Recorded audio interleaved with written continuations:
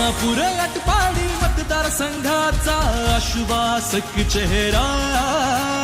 जनतेसाठी तत्पर सदैव झुंजार हा नेता, युवकांचा रे आदर्श शेतकरी